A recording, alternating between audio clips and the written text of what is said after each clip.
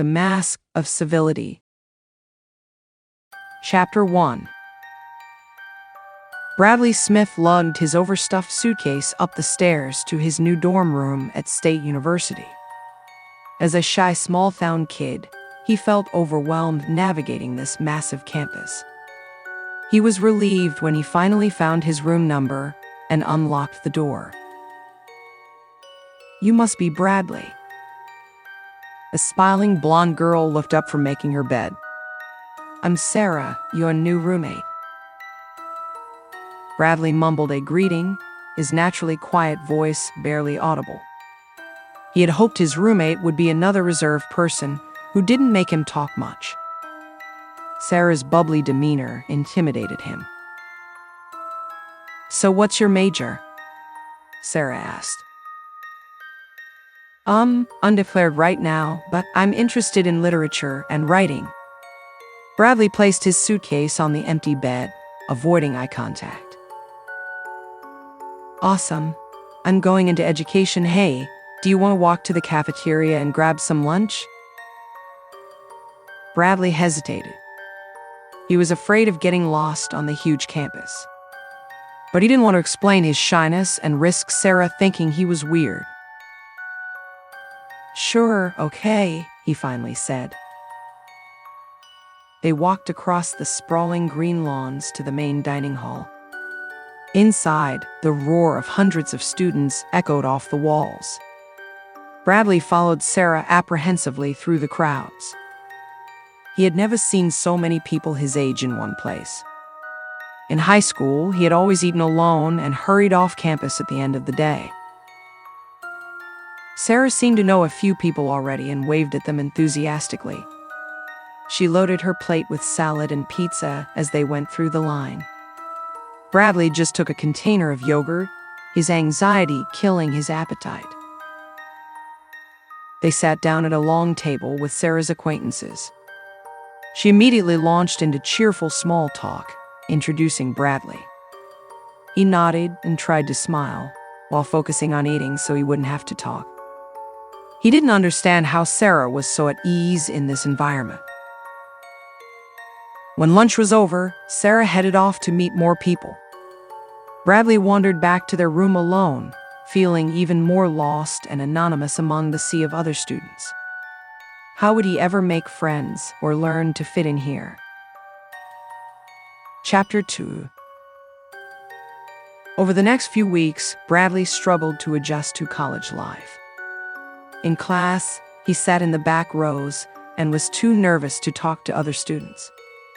The fast pace and large class sizes were jarring compared to his small high school. His shyness prevented him from making any friends.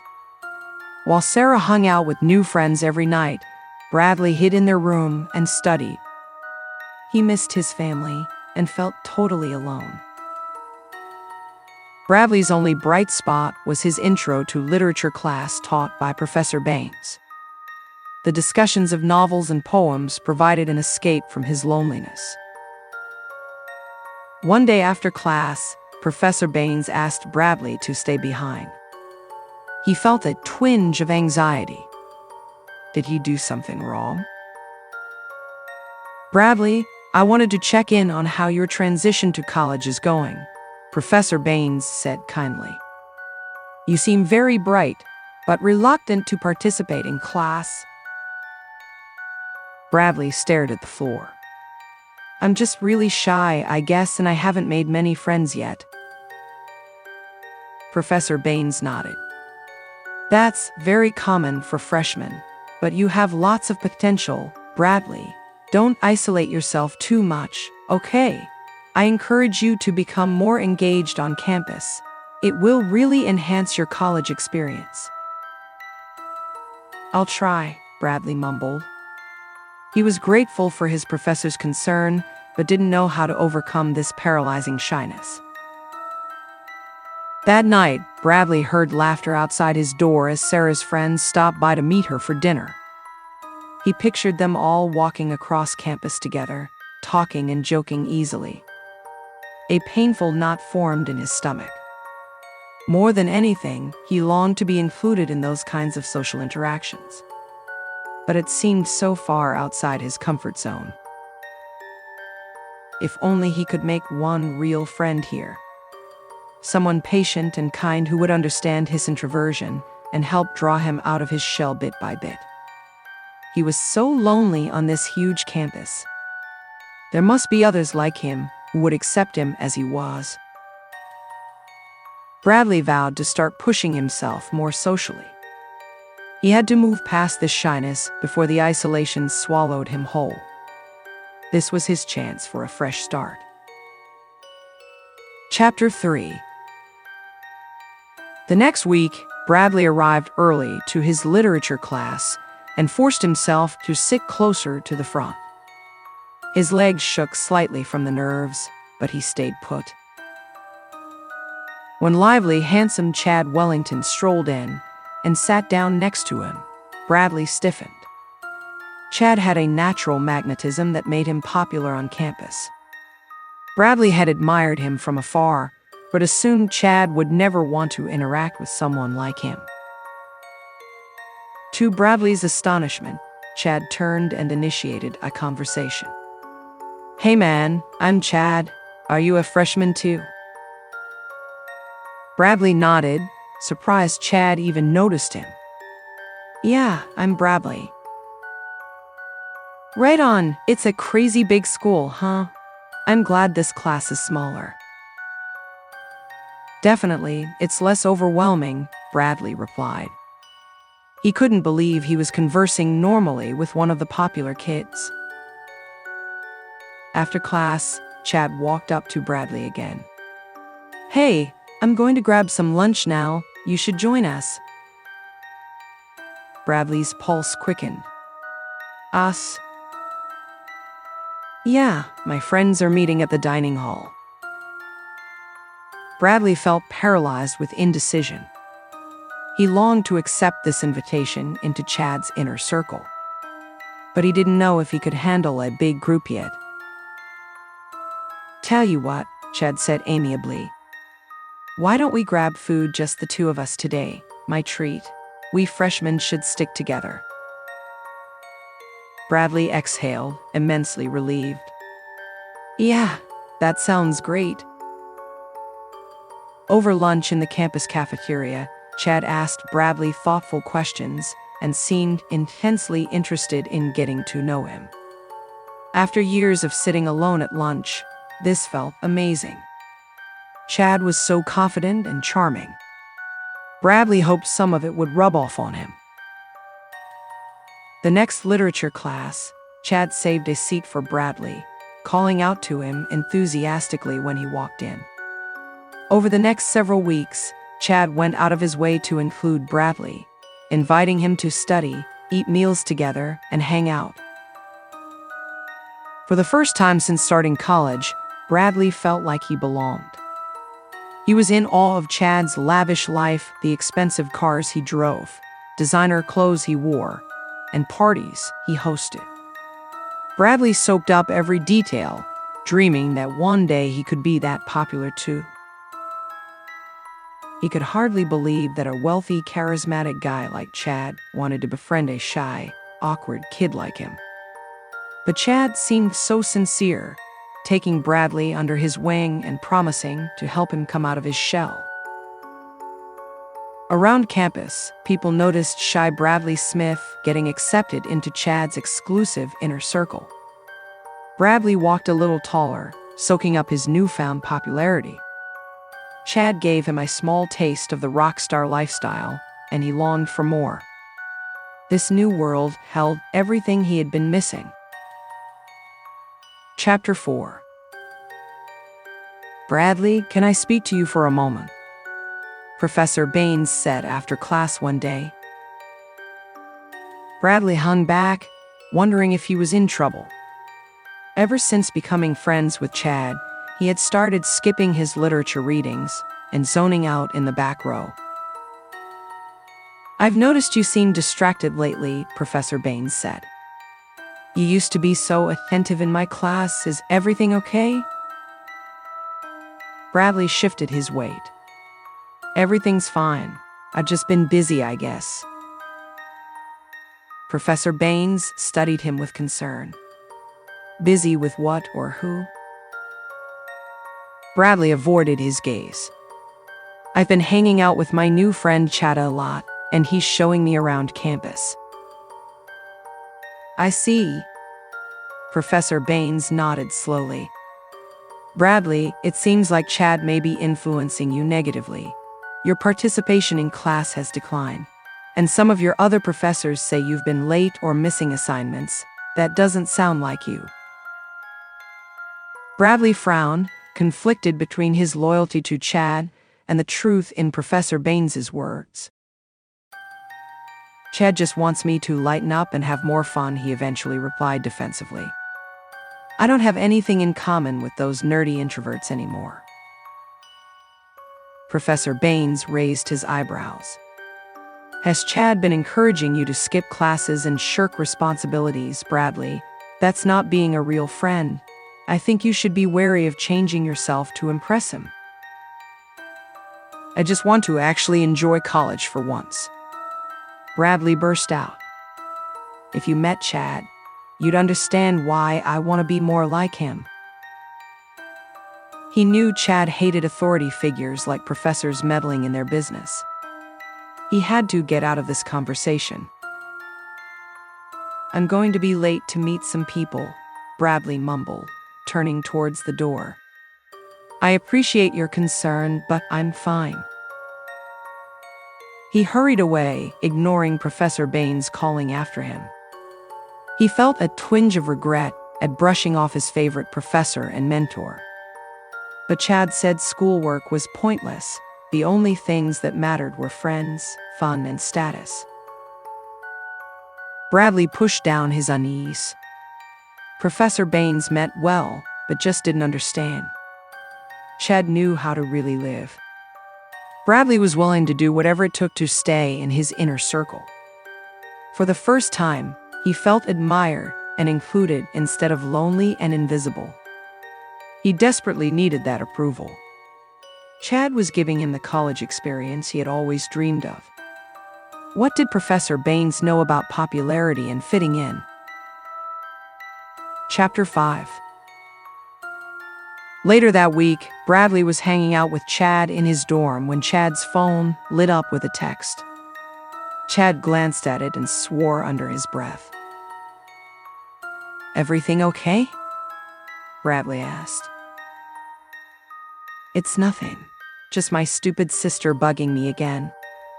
Chad quickly put his phone away. You have a sister? Bradley asked, surprised Chad had never mentioned his family. He didn't know much about Chad's life outside of campus. Yeah, a younger sister named Mallory. She's a spoiled brat. Chad rolled his eyes. Let's not talk about my dysfunctional family drama. Bradley wondered about Chad's sudden change in mood, but didn't want to pry. Hey, remember that huge party I told you about this weekend? Chad said, his charming smile returning. It's going down at my folks' lake house. You have to come. Bradley hesitated. A party at your parents' house? Hell yeah. Chad laughed. They're never around on weekends. My siblings and I throw the craziest ragers when they're gone. It'll be wild. Intimidated but flattered, Bradley agreed to attend. He had never been to a big party before, but Chad said it was time he started living large. That Saturday night, Bradley took the train out to the sprawling Wellington family lake house with Chad and a few others. His jaw dropped when they pulled up the long driveway to the enormous stone mansion and manicured grounds. Your family owns this? Bradley asked in awe. One of our properties, yeah, Chad smirked, clearly enjoying Bradley's impressed reaction. Dozens of fancy cars already filled the parking lot. As they entered the house, Bradley froze in the foyer at the sight of so many strangers filling the huge space drinking, dancing, and socializing in various lively conversations. Sensing Bradley's nervousness, Chad put a beer in his hand. "Here, drink up. It'll help you loosen up." Bradley took a few gulps, grimacing at the bitter taste, but enjoying the pleasant buzz it gave him. Chad always looked out for him.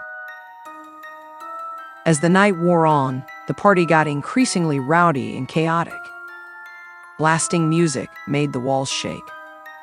Drunken classmates laughed, shouted, and stumbled around.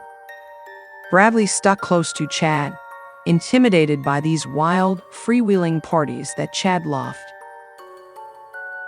Around 2 a.m., Bradley was looking for Chad to ask if they could leave soon when he noticed Chad yelling at a pretty brunette girl in the kitchen. "I told you not to come here, Mallory." Chad had his sister's arm in a firm grip. "This is my party, not yours." "Let go of me, Chad," Mallory protested, trying to shake free. "You're hurting my arm." Chad squeezed harder. "Get the hell out of here before I really hurt you." He shoved Mallory towards the door. Bradley stood frozen, shocked at Chad's sudden violent temper towards his sister. Just then, Chad noticed Bradley, and his demeanor instantly changed. "There you are, come do a shot with me." He steered Bradley away, acting like the fight never happened. Bradley's pulse pounded. He had never seen his easygoing friend look so angry and threatening. But Mallory did seem bratty coming to a college party uninvited. Chad was just being protective of his space. Bradley pushed the uneasiness aside, not wanting to disrupt the night. The next morning, Bradley asked Chad about the confrontation. "Sorry you saw that," Chad laughed. "Mallory's kind of a handful. I keep her in line when our parents aren't around, little sisters, you know?" Bradley nodded slowly. Chad's charm had returned. The previous night seemed like an anomaly, he reasoned. Families could be complicated. Chapter 6. Chad encouraged Bradley to stay the whole weekend at the lake house. That night, an even bigger crowd turned up for round 2 of partying. Bradley was outside on the stone patio sipping a beer when a stunning blonde girl saddled up next to him. "Hey cutie, I'm Brittany, Chad's sister." She gave him a flirty smile. "Oh wow, hi, I'm Bradley." He blushed, flattered by her attention. Brittany was sexy and vivacious, in a tight designer dress. "Chad told me about you," Brittany purred, touching his arm. "He said you're a cool guy. We should definitely hang out this summer." "That would be great," Bradley stammered. He was caught off guard, but excited by Brittany's interest. "Can you bring me a drink?" she asked. "Then come find me. I want to chat more, Bradley." "Sure thing." Eager to impress her, Bradley hurried to the bar area and brought Brittany back a vodka drink. They chatted for a bit, then Brittany said, "Chad was right, you seem really sweet. I think you'd be a fun addition to our group this summer. You should come up on weekends."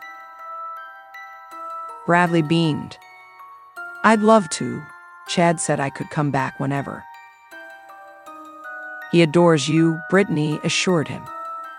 "We Wellingtons need to stick together." She kissed Bradley on the cheek and sashayed back towards her friends. Bradley's spirits soared. First Chad, now Brittany wanted him in their exclusive clique too. He couldn't believe his luck. After years of invisibility, he was finally becoming someone. Around 4 a.m., Bradley stumbled upstairs to the elegant guest room Chad had lent him for the weekend. His head was fuzzy from partying all night. He crawled into the plush king bed and drifted off, fantasizing about how amazing this summer with Chad and his fabulous siblings would be. The next morning, Bradley's idyllic imaginings were interrupted by the sound of shouting downstairs. He tiptoed closer to the balcony railing and saw Chad and Brittany arguing loudly in the marble foyer. "How could you invite Mallory last night after I strictly told her not to come?" Chad yelled, getting in Brittany's face. "You know I want her nowhere near these parties." Brittany scoffed. "Don't be so dramatic. I was just trying to help her have fun." Chad roughly grabbed Brittany's arm, his voice a menacing growl. "If you undermine me again, you'll regret it." He stormed off. Brittany sighed impatiently and examined her nails. Bradley drew back, disturbed by Chad's controlling behavior and threats. Again, he wondered if he should say something to Chad. But a bigger part of him wanted to ignore these warning signs. He couldn't risk losing Chad and Brittany's approval his ticket to an exciting new life. Chapter 7. Over the next few weeks, Bradley's friendship with Chad and Brittany deepened. He started spending most weekends at the lavish Wellington Lake house for parties, dinners, and lounging by the pool. Bradley's shy, anxious demeanor faded away in this new glamorous environment as he gained confidence from Chad's attention. They cruised around in Chad's sports cars, hit up exclusive clubs, and mingled with all the rich and popular kids on campus. The life he had admired from afar was now his. Back at his dorm, Bradley's roommate Sarah watched his transformation with concern. "We never see you anymore," she complained one night. "You're always running off with Chad Wellington these days." "Come on, you know I used to have no life," Bradley replied defensively. "I'm just enjoying myself for once." "I guess." Sarah eyed his new designer clothes. "It seems like Chad's money has gone to your head, though. You're acting really pretentious lately." "What? No, I'm not," Bradley scoffed. But he shifted self-consciously, knowing Sarah had a point. He used to make fun of arrogant rich kids like Chad. Now here, he was becoming one of them. But he couldn't give this up. College was finally fun. He felt like a star hanging out with Chad's circle rather than a faceless nerd. For the first time, he understood the power of status and wealth. Why study or worry about a career when he could just join the ranks of the idle rich? The Wellingtons lived indulgently off their family's assets without a care in the world. Bradley knew deep down that Professor Baines would be disappointed in his new attitude. And his family back home didn't understand his abrupt transformation, either when he dodged their concerned questions on the phone. But the Wellingtons were his new family now. Chad said he wanted Bradley to spend the whole summer with them. It would be months of luxury he had never imagined. The night before summer break officially began, Bradley went to an over-the-top farewell bash at the Wellingtons' lake house. They really knew how to celebrate in style. As he laughed and chatted with Chad and Brittany's friends, Bradley felt fully immersed in this world. He couldn't wait to leave campus behind for the summer. Real life was wasted on academics and responsibility. Endless hedonistic days by the lake awaited. Around 3 a.m., Chad announced it was time to head down to the boathouse for the after-party. He ushered Bradley and a few others out towards the dark lake. Bradley was pretty drunk by now and followed along readily. Down at the boathouse, the party took on a new level of debauchery. Hard drugs and alcohol flowed freely. Bradley partook, wanting to keep up with Chad's wild side. He had come so far from his cautious, inhibited past self. Wasted out of his mind, Bradley ended up passing out in a deck chair outside. When he woke up, daylight was breaking. Most people had left or were crashed out around the boathouse. Bradley staggered back up to the mansion to find Chad. He needed to sober up before the long train ride home today. Chad would know how to reinvigorate him. As Bradley entered through the back door, he found Chad in the kitchen yelling at Brittany again. "How could Mallory get down to the boathouse?" Chad shouted. "I told you to watch her." Brittany smirked. "Relax, nothing happened. You really need to give her more freedom." Chad slapped Brittany hard across the face. Bradley jumped back, shocked by the loud crack. "Don't ever undermine me again." Chad fumed. "Now go find Mallory before she embarrasses me." Cradling her face, Brittany hurried away. Bradley retreated back outside, heart pounding. This time, there was no explaining away Chad's violent temper. But confronting him could make Chad turn on him too. He waited nervously by the pool, pretending he hadn't seen anything when Chad came outside freshly showered and cheerful. "Hey, you ready to head back to campus?" Chad asked, clapping Bradley on the back. "Let's go get some food and you can tell me about your summer plans." Bradley plastered on a smile. "Yeah, sounds great, man." Chad's mercurial changes between charm and rage rattled him, but he suppressed his unease. A summer of luxury awaited. He could overlook a lot for everything Chad offered him. Chapter 8. Back on campus, Bradley packed up his dorm, declining Sarah's last plea to room together next year. Chad said he should move into the Wellington guest house instead. Bradley couldn't wait to ditch the cramped dorms and boring classmates who didn't understand him anymore. The Wellingtons felt like his real family now, even if they had issues. He fully embraced his new persona. That summer living at their sprawling lakefront estate, Bradley left his shy, middle-class past self behind. He accompanied the Wellington siblings to Europe for lavish vacations. He pulled up to exclusive restaurants and clubs in Chad's sports cars as crowds gawked. Bradley knew he was selling his soul. But when Chad jokingly called him a money-worshipping traitor, he just laughed along, intoxicated by the extravagant lifestyle. They could criticize his character flaws, as long as they let him into their circle. Late at night, sometimes Bradley did reflect on how quickly Chad's charm could turn to anger, or Brittany's warmth to haughtiness. He was scared of truly unleashing their bad sides. But by sunrise, lounging by the pool overlooking the glittering lake, Bradley pushed those worries aside. He had never known this level of wealth and leisure before. What did he owe his cautious, hard-working old self? That life was boring.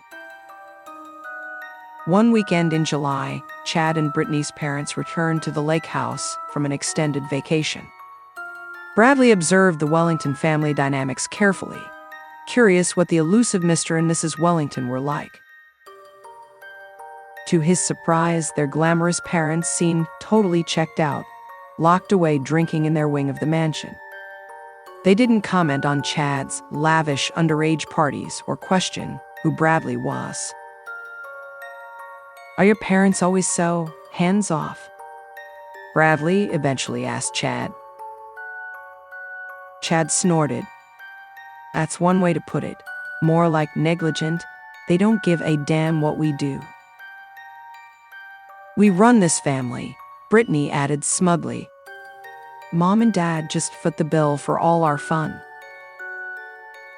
Witnessing the Wellingtons' dysfunctional dynamic didn't deter Bradley.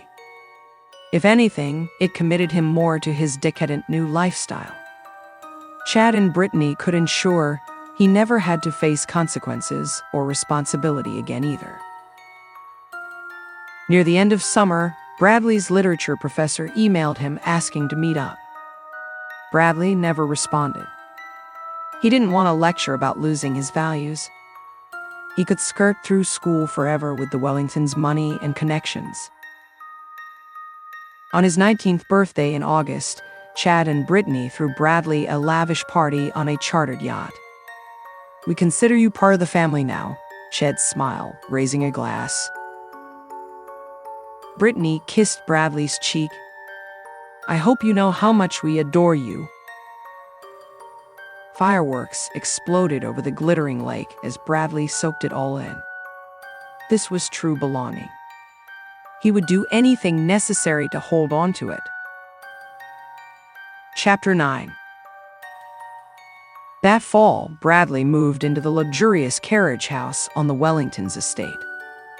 He saw the family even more, attending dinner parties, traveling together, and going to Chad's hockey games.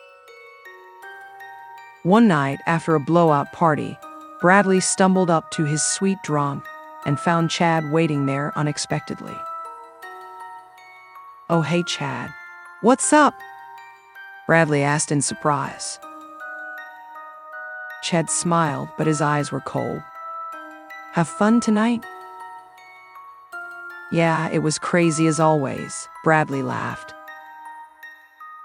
"Looked like you were enjoying yourself with Sarah," Chad replied casually. Bradley's pulse quickened. Sarah had shown up unexpectedly, and they'd chatted briefly to catch up. "Oh yeah, just saying hi," Bradley said nervously. "I didn't think you'd mind." Chad stepped closer. "Do you think it's wise to be talking to people from your old life, Bradley? Sarah reminds you who you used to be, and I don't like that guy." Bradley avoided Chad's piercing stare. Chad hated when he interacted with people or did anything without his approval. Lately, his control over Bradley had taken on a threatening undertone. "You're right, sorry," Bradley mumbled. "I'll keep my distance from people like Sarah from now on."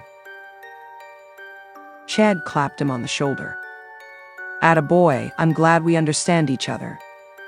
He whistled cheerfully as he strolled out. A few weeks later, the Wellingtons hosted a black tie dinner. Bradley dressed in an elegant new suit and prepared to charm the guests. These stuffy affairs were tedious, but Chad expected him to attend and flaunt their exclusive status. Downstairs, Bradley immediately spotted Mr. Wellington's business associate, James Hoffman, a middle-aged investor. He looked uptight. Bradley prepared his usual act of feigned enthusiasm and handshake. But as they made polite small talk, Bradley was surprised to find James was quite intelligent and principled. He actually asked thoughtful questions about Bradley's life and studies, unlike the other snobby guests. He spoke for a long time. Bradley realized he missed being around honorable people. James reminded him of his family and Professor Baines. Across the room, Chad was glaring daggers at Bradley. He tensed nervously. Chad did not like him bonding with outsiders. Bradley extricated himself from the conversation, and Chad instantly appeared at his side. "What the hell was that?" Chad hissed under his breath, fake smile still in place. "I told you these parties are for networking, not chit-chat." Bradley shrank under Chad's domineering tone. "Sorry, man. We just got to talking." "These people are using you for status by association with me," Chad cut him off. "Don't forget your place here." He stormed off. Bradley avoided him the rest of the night, shaken. Chad was derailing his life for selfish reasons. But it was too late. Bradley had burned all his bridges from before. Chad made sure he had nobody else to turn to. Chapter 10. Over the next semester, Bradley felt increasingly trapped and uneasy around Chad. But he couldn't conceive of leaving the Wellingtons' inner circle. Their validation was his only source of identity now. At one hockey after-party, Bradley got very drunk. He ended up venting his frustrations to Brittany. "I'm sick of Chad controlling me," he wailed. "I miss feeling independent. He won't even let me see my old friends." Brittany nodded sympathetically. "I know Chad can be overbearing, but he only gets angry when he feels threatened. Just reassure him you're loyal and he'll calm down." "How do you deal with it?" Bradley asked desperately. Brittany sighed. "We have to keep Chad happy. Our family is so dysfunctional. He's the glue holding it together. Just try not to provoke him." Bradley slumped in defeat. Brittany would never stand up to her brother. And she was right, Bradley had nowhere else to go. He had to get back in Chad's good graces. After that night, Bradley went into overdrive, being the perfect Wellington sidekick. He ditched his remaining old friends, declined a post-grad job offer to stay unemployed with Chad, and learned to read Chad's moods to avoid angering him. Privately, Bradley felt choked by Chad's pathological need for control. But he hid this behind an obsequious smile. The benefits of the Wellingtons' fortune outweighed his dignity. One weekend, when Chad was away, it was just Brittany and Bradley at the mansion. Usually appreciative of the reprieve, Bradley was surprised to feel even lonelier and bored without Chad around. He had lost his very identity outside of being Chad's companion. "What's wrong?" Brittany asked Bradley. "Most people are thrilled when Chad's gone." Bradley hesitated. "I dunno, I guess I'm just used to our crazy routine together. The days feel empty without him planning stuff." Brittany nodded knowingly. "I get that. Chad takes over everything. But trust me, some healthy independence is good." Bradley shook his head. "This life is all I have now. Chad's not just my friend, he defines my whole world." "Oh, Bradley." Brittany squeezed his hand, concern in her eyes. "Just be careful, Chad can take things too far. I don't want to see you get hurt." But Brittany benefited from Chad's controlling rule too much to really intervene. And Bradley was in too deep now to extract himself, even if he wanted to. Chad had gradually severed all of Bradley's ties to the outside world. Chapter 11. Near the end of senior year, Bradley was leaving the hockey arena after one of Chad's games when he heard a familiar voice calling his name. He turned and saw Professor Baines hurrying towards him. "Bradley, wait up, how are you?" Professor Baines said warmly. "You never responded to my emails before summer. I was worried." "Oh, hey, Professor Baines," Bradley mumbled, shoulders hunched. Chad would murder him if he knew Bradley was conversing with a professor. "Yeah, I've just been really busy." Professor Baines studied him critically. "Yes, I can see that. How is life with the Wellingtons these days?" Bradley shifted his weight. "It's good. Chad and Brittany are great friends." "Are they?" Professor Baines raised his eyebrows. "From what I've observed, Chad seems quite manipulative and Brittany rather entitled." Bradley bristled. "You don't know them. Everything's fine, I already said." Professor Baines nodded slowly. "My boy, a truly good friend brings out your best qualities, not your worst. It pains me to see how much you've changed since becoming Chad's sidekick." "I haven't changed," Bradley protested. But under Professor Baines's knowing gaze, his defiant facade crumbled. "I mean, maybe I have a bit," he acknowledged. "But Chad just wanted me to come out of my shell and build confidence."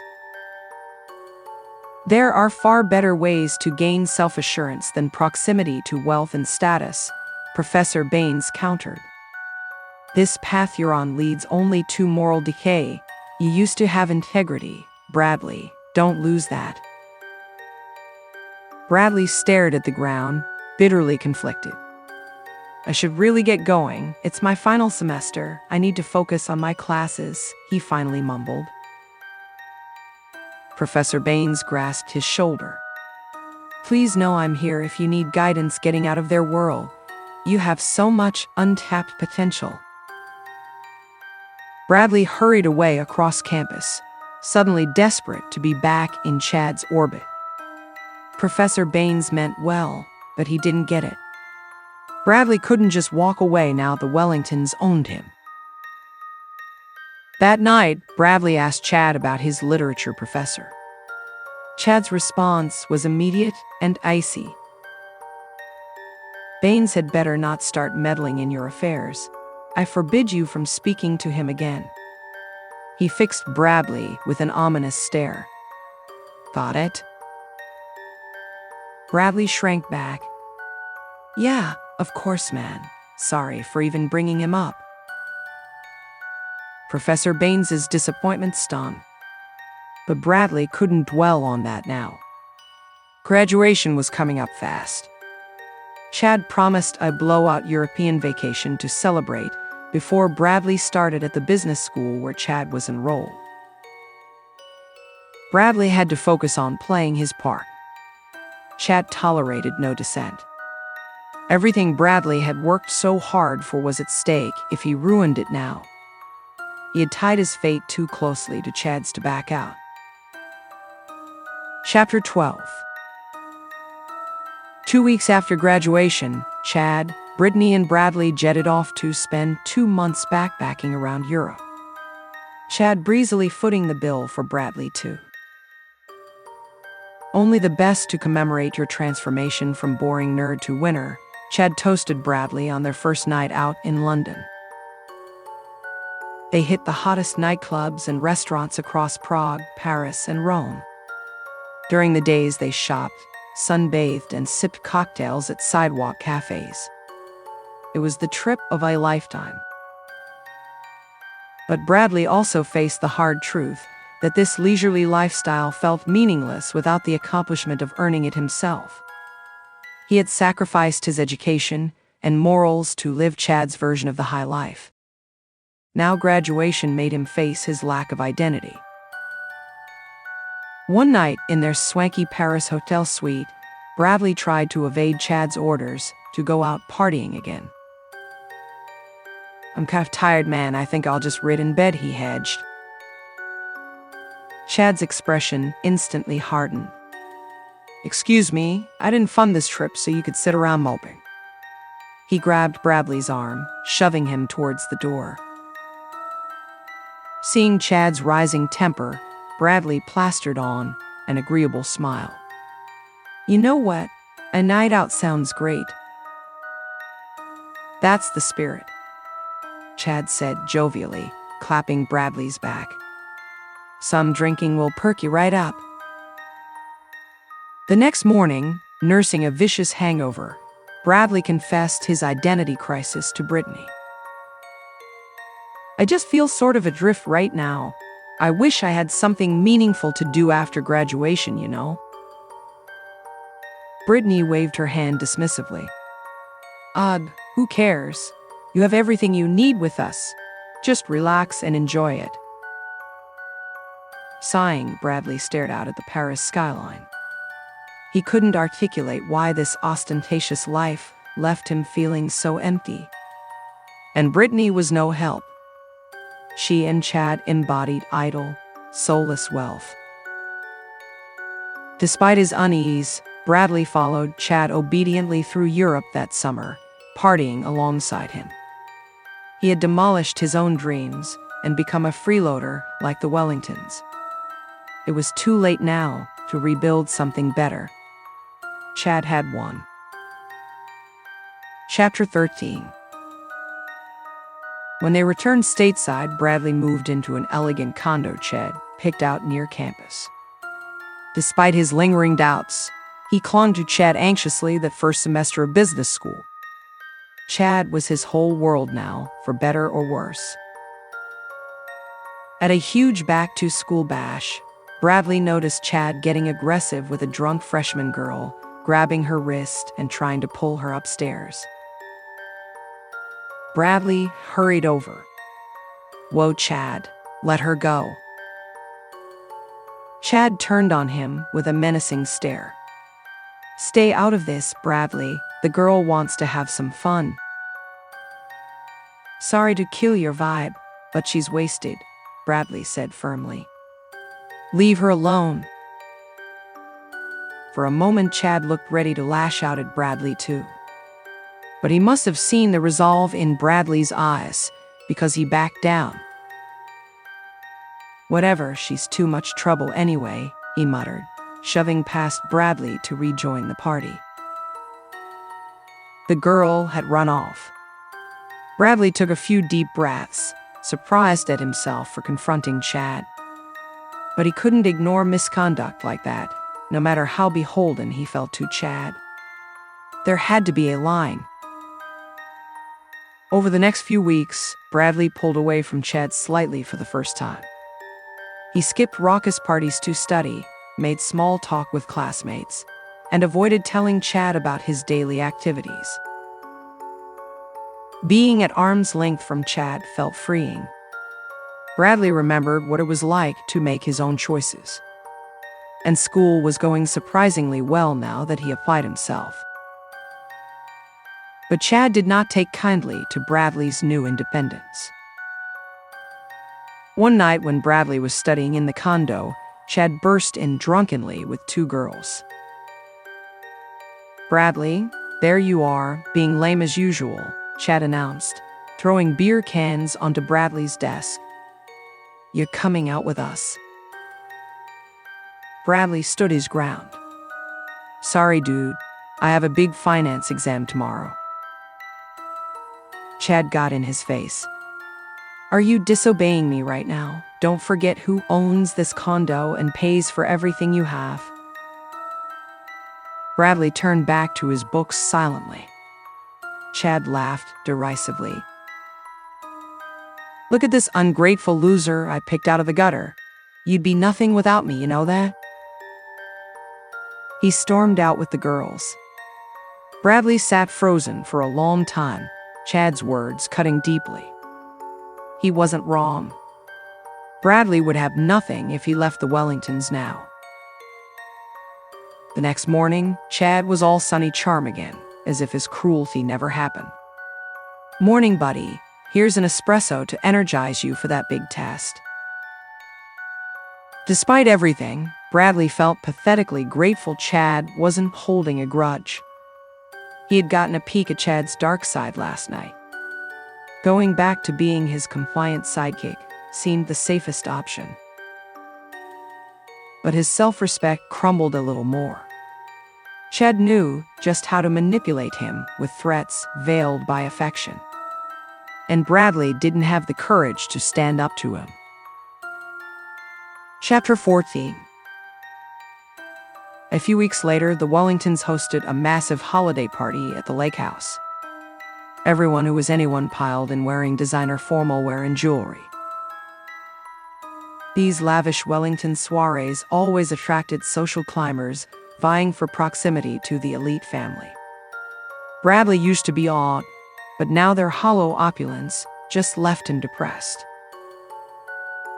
He wandered into the glittering ballroom, forcing cheerful party chatter with the vapid guests. He caught Professor Baines's judgmental eye from across the room and quickly looked away. Brittany suddenly appeared at Bradley's side, latching onto his arm. "Come meet Chad's business partners. I told them all about you," she gushed, batting her lashes flirtatiously at him. Brittany only paid Bradley attention when it served her purposes.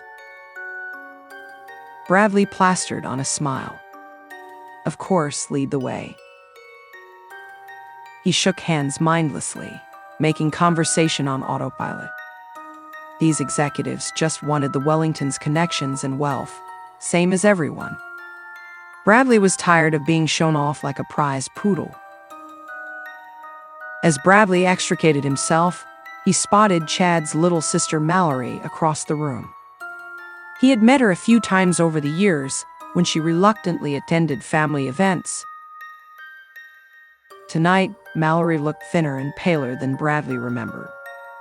Her eyes were lifeless as she hovered alone near the marble staircase. When Chad breezed by with shots, insistently pressing one into Mallory's hand, she flinched away from him. Bradley was surprised to feel a wave of sympathy for her. She didn't belong in this world either. "Mallory seems kind of sad tonight," Bradley commented to Brittany later on. "I hope she's okay." Brittany waved dismissively. "Oh, Chad always drags her to these parties even though she hates it. Don't worry about her." But Bradley did worry. He knew Chad's controlling nature well. And something in Mallory's defeated eyes resonated with him tonight. Bradley had sold his soul, just like she was forced to. Watching Chad aggressively push liquor on his resistant little sister, Bradley couldn't feign ignorance anymore. The Wellingtons were rotten, entitled people. And he had become just like them. Well-dressed party guests laughed and clung to the Wellingtons, vying for prestige. How had he ever seen these people as a model for happiness? Bradley felt like a fool. He slipped upstairs early to get away from the decadent crowded ballroom. Somewhere along the way, he had lost his integrity. He couldn't stand what Chad had turned him into. Chapter 15. In January, classes started up again. Desperate for a change, Bradley told Chad he would move back into the dorms for his final semester. Predictably, Chad reacted with outrage. "Why the hell would you do that? You know everyone here bends over backwards for a chance to live in my condos." "I just want to fully experience dorm life before I graduate," Bradley said as casually as possible. "It'll be a nice change of pace." Chad stepped closer menacingly. "Let me tell you something. You don't make big decisions without my say-so, got it?" Heart racing, Bradley stood his ground. "It's just one semester, Chad. We'll still see each other all the time." He held Chad's furious gaze, willing his voice not to shake. After a tense pause, Chad's lips curved into an icy smile. "Sure, Bradley, whatever you want. I can't control your life." But his cutting tone conveyed the opposite. This wasn't over. Bradley knew he had provoked Chad's rage, but he refused to back down. He moved into his old freshman dorm, the familiar environs comforting after years under Chad's thumb. His assigned roommate was a friendly athlete named Steve, who invited Bradley to study sessions and intramural sports. For the first time in ages, Bradley made normal college friends. When he stopped attending Chad's parties altogether, the angry texts poured in immediately. Bradley ignored them, his heartbeat spiking anxiously. He knew severing ties completely would be dangerous. But he also refused to be Chad's puppet any longer. Keeping his distance as much as possible felt like the only way forward. Bradley quit his useless business classes and switched back to literature, ignoring Chad's derisive scorn. On the surface, he still spoke to Chad casually when their paths crossed. But internally, Bradley was carefully plotting his escape. Spring break was in 2 weeks. Chad had non-refundable trips booked for them in the Bahamas and Miami. But Bradley planned to simply refuse to go. He braced himself for Chad's fury when he gave him the news. In the meantime, Bradley secretly contacted an old high school friend who had become a police officer. He hinted at Chad's volatile temper and asked for advice on handling the situation safely. Bradley waited anxiously as his friend promised to discreetly monitor Chad in case the situation escalated once Bradley pulled away for good. This felt like his only lifeline if Chad turned violent. For years, Bradley had placated Chad's ego and fury for an easy life. But no more. He was finally ready to face Chad's wrath to get his integrity back. The coming storm filled Bradley with fear, but also a sense of purpose. Chapter 16. The night before spring break, Bradley heard loud pounding at his dorm door. He opened it to find a fuming drunk Chad standing there. "Going somewhere tomorrow, Bradley?" Chad seethed. "Or were you planning on ditching me without saying anything?" Bradley stood tall. "I'm not going on those trips. I already told you that I'm staying here." Chad shoved his way into the room. "Do you think you can just abandon me with no punishment?" He slammed the door shut. "You'll regret this." "Leave, Chad. We have nothing else to talk about." Bradley fought to keep his voice steady. Chad laughed derisively. "Look at you. So tough all of a sudden. What happened to the loser who worshipped me because nobody else would even look at him?" Bradley steeled himself against Chad's insults. "I'm done with you. Get out, or I'll call campus security to drag you out." "Go ahead, call them," Chad dared, getting in Bradley's face. "But you know I own the dean here. Everyone is in my pocket. You think you can win against me?" Sweat dripped down Bradley's neck, but he held Chad's unhinged gaze. Chad's threats were likely true. But Bradley refused to cower this time. After a tense minute, Chad seemed to realize Bradley wouldn't back down. With a final menacing stare, he turned and left, slamming the door violently behind him. Bradley's legs nearly gave out in relief. He had finally stood up to Chad, something he wished he'd done years ago. Maybe now Chad would leave him be. But deep down, Bradley knew Chad never forgot a betrayal. He would lie low during spring break, then return seeking vengeance when Bradley least expected it. Bradley used the break to move all his stuff discreetly out of Chad's condo when he was out of town. He gave his extra house key back to the doorman with firm instructions not to let Chad copy it again. Bradley didn't tell anyone about the confrontation with Chad. He wanted to handle the situation quietly without outside meddling. But he remained constantly vigilant, keeping pepper spray and a pocket knife on hand.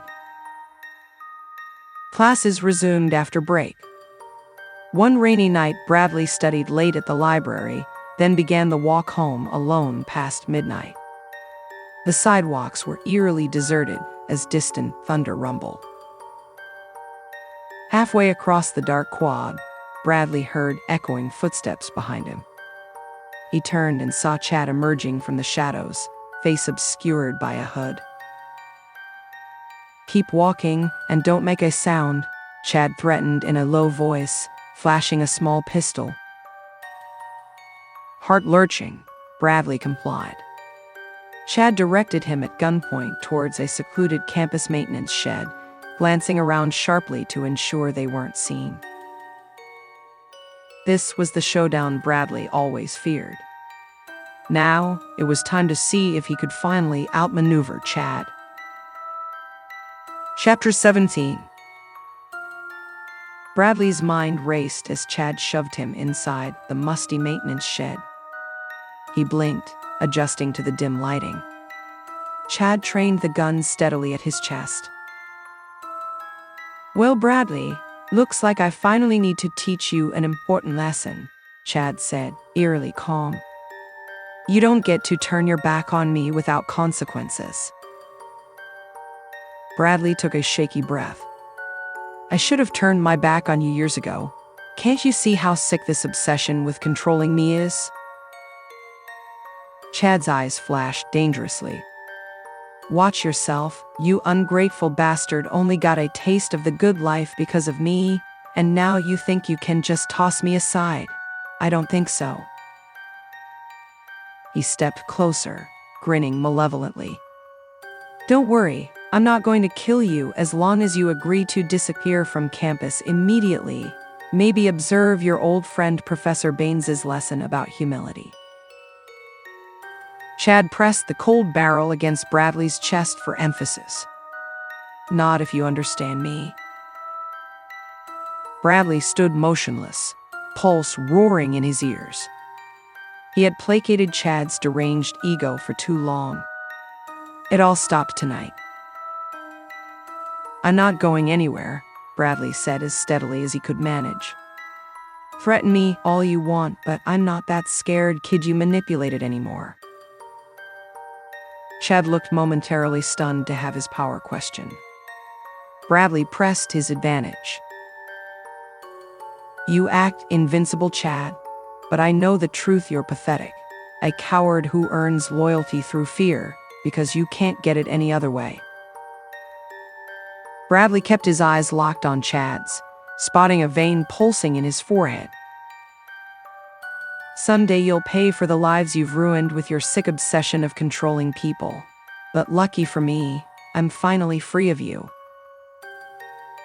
Chad backhanded Bradley hard across the face. Tasting blood, Bradley braced for Chad's full explosive rage. But to his surprise, Chad seemed shaken, chest heaving as he processed Bradley's unexpected defiance. In his heart, Bradley knew the truth. He had broken Chad's hold at last. And without that, Chad had no real power left. Chapter 18. Bradley stood tall, resolutely facing down Chad's gun. He had spoken his truth after years of intimidation. Now he was prepared to accept the consequences. Chad paced angrily, waving the pistol around. You think you can get away with disrespecting me like that, you ungrateful piece of SH. Go ahead and shoot if it makes you feel powerful again, Bradley interrupted boldly. But we both know your threats are hollow. I'm not participating in your sick game anymore. Chad opened his mouth furiously, then seemed to stall as the veracity of Bradley's words sunk in. Bradley pressed his advantage. We're done, Chad. Your gun and money don't control me now that I'm no longer afraid. Bradley stepped forward cautiously and placed a hand on the gun. Chad blinked heavily, his rigid bravado dissipating. He slowly relinquished the weapon. Heart racing, Bradley removed the ammo clip and pocketed it. The tables had turned. Now Chad stood before him, looking small and feeble, the phantom of power gone. Leave this school tonight and don't come back, Bradley ordered. I'd better not hear of you harassing anyone again. He left the shed without a backward glance, hands trembling. Away from Chad's toxic presence, Bradley finally felt free to live by his values again. The long nightmare was over. But he knew Chad still posed a threat to targets less resilient than himself. Bradley had to stop him permanently. At the police station, Bradley showed the officers Chad's unregistered handgun, along with photos of unexplained bruises on himself and others over the years. He told them everything. The police chief was reluctant to pursue charges without more evidence. Chad's family would fiercely oppose any investigation. But Bradley wouldn't be deterred. Chad Wellington is a deeply disturbed young man whose ego depends on controlling people through violence and manipulation, Bradley insisted. Maybe I don't have enough concrete proof now, but mark my words, he will continue escalating if left unchecked, and next time, someone may not make it out unscathed. We have to intervene before real tragedy strikes. The chief considered Bradley's impassioned plea. "Very well, son. We'll start a confidential investigation into these accusations, but it will take time and discretion. Wellington's family won't go down quietly." Relieved, Bradley left the station with new purpose. He may have escaped Chad, but now he could help free others still trapped by him, starting with Mallory. Chapter 19. When Bradley knocked at the Wellingtons' mansion a week later, the housekeeper told him the family had gone abroad. But Bradley wouldn't leave. "Please, I urgently need to speak with Mallory Wellington. May I come in and wait?" Perhaps seeing true concern in Bradley's eyes, the housekeeper relented. Bradley entered the echoing marble foyer.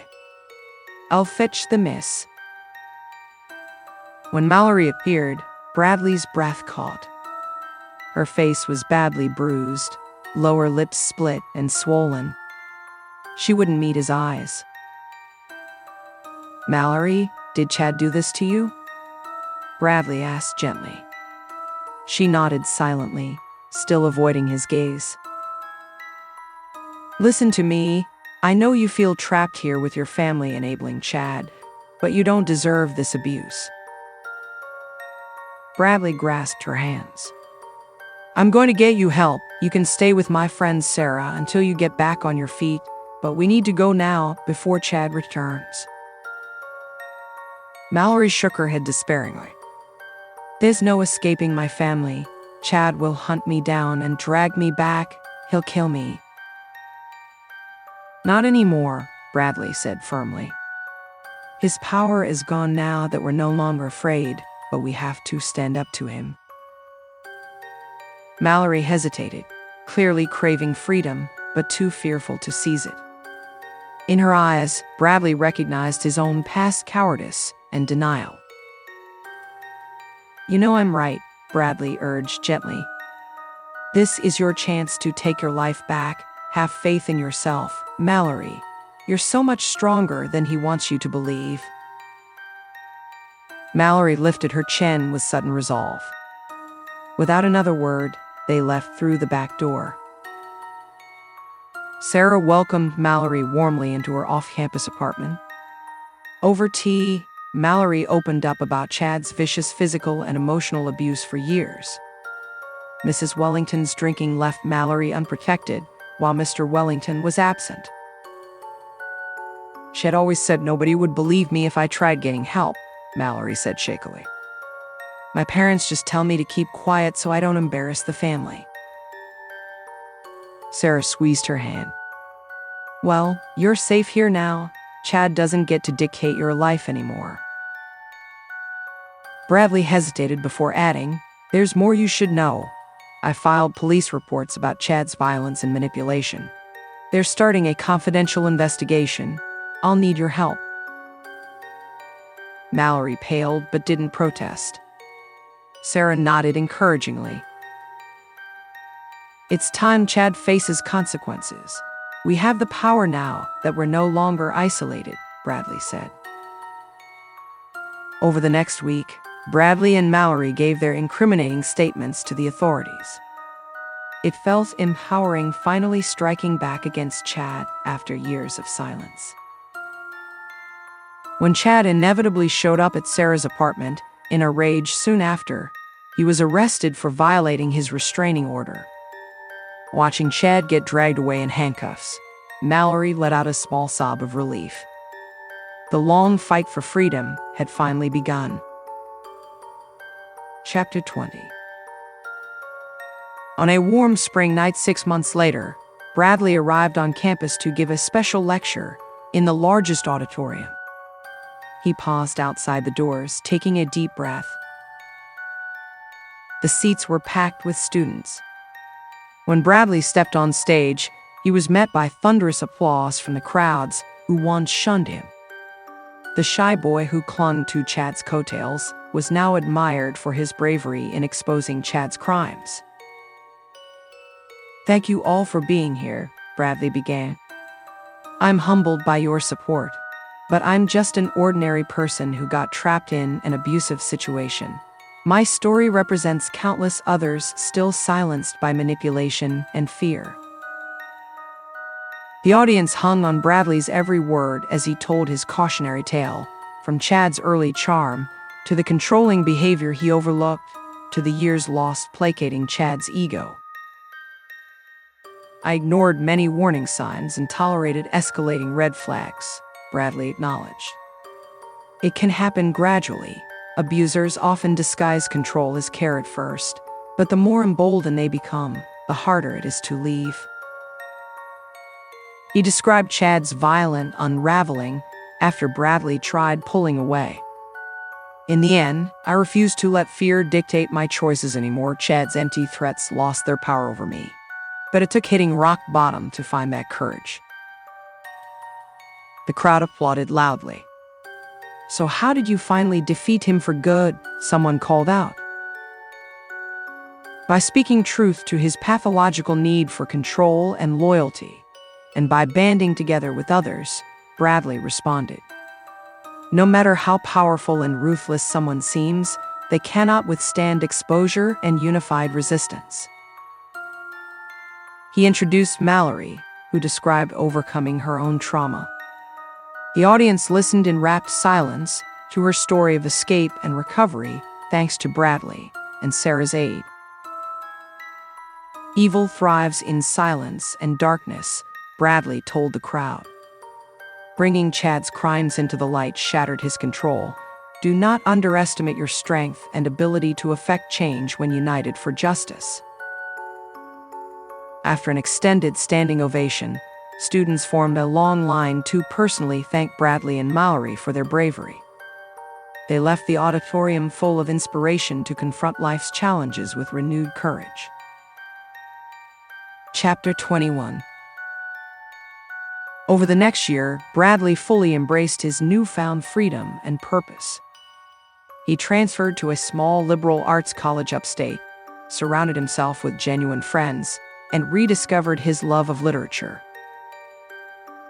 The police investigation proceeded slowly against the powerful Wellington family. But numerous victims came forward to corroborate Chad's history of manipulation and assault. One night, Bradley received a phone call Chad had been killed in a violent confrontation during a drug deal gone bad. Part of Bradley grieved the wasted potential, remembering the charming, magnetic boy Chad used to be when they first met. But Bradley mostly just felt overwhelming relief. Chad's dark hold over so many lives had ended. The long shadow he cast finally lifted, allowing people to walk freely in the light again. With Chad gone and Mr. Wellington pressuring the authorities, the criminal case dissolved to Bradley's disappointment and Mallory's deep distress. They had hoped for justice. "At least we escaped his grasp ourselves," Bradley told her. "Not everyone can say that. Focus on your healing journey." Mallory poured her emotions into painting and writing. To further distract her, Bradley invited Mallory up to visit his college for a weekend. Mallory blossomed in the quaint campus environment, making fast friends. "I can picture myself being happy at a place like this," she confided in Bradley. When Mallory eventually got accepted as a drama major, Bradley helped her move into the freshman dorms, a rite of passage she had missed out on before. He felt privileged to witness Mallory spreading her wings, finally free.